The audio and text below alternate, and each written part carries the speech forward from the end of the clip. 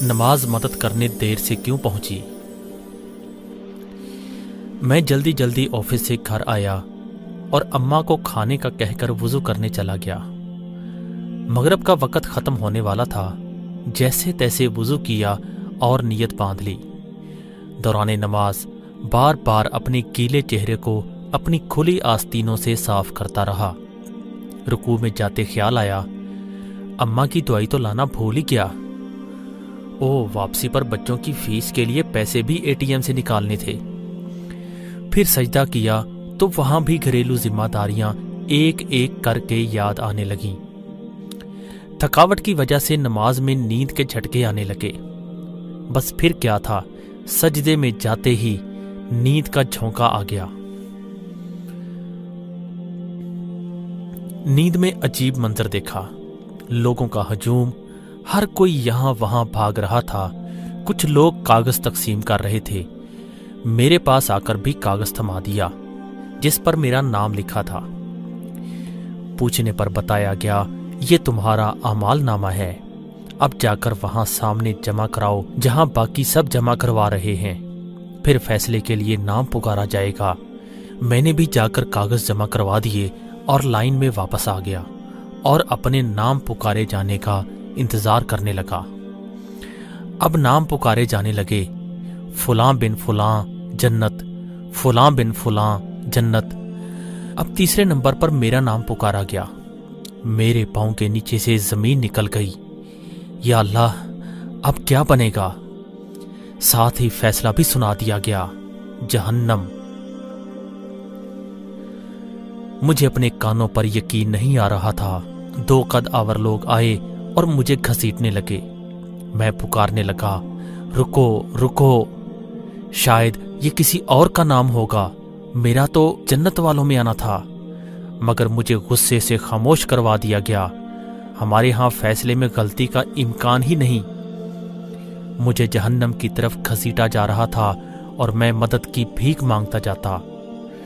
نہ میں جھوٹ بولتا تھا، نہ دھوکہ فریب دیتا تھا، نہ شراب اور زنا جیسے کام میں ملوث تھا۔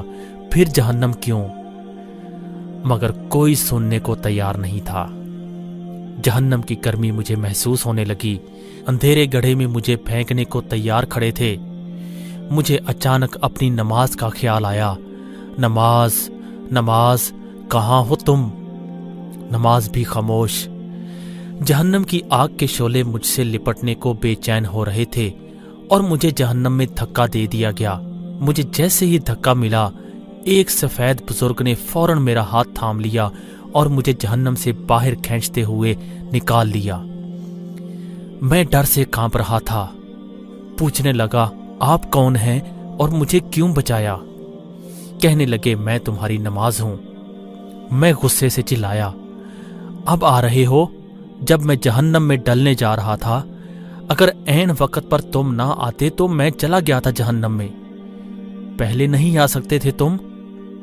بزرگ نے کہا، جیسے تم مجھے تاخیر سے پڑھتے تھے، کبھی وقت پر نہیں پڑھا، ویسے ہی میں بھی تاخیر سے آیا ہوں۔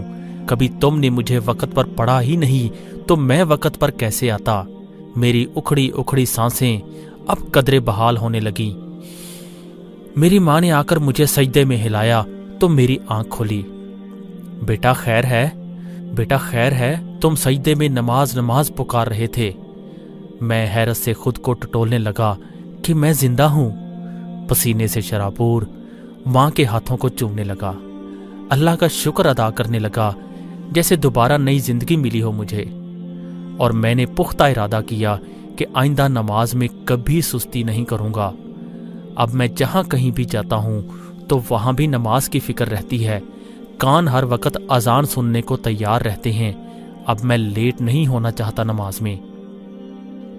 دوستو، چاہے دنیا کے کسی کونے میں کیوں نہ ہو، کتنے ہی مصروف کیوں نہ ہو، زمین یہاں سے وہاں کیوں نہ کر دی جائے، بس یہ یاد رکھنا، نماز اپنے وقت پر ادا کرنا نہ بھولنا۔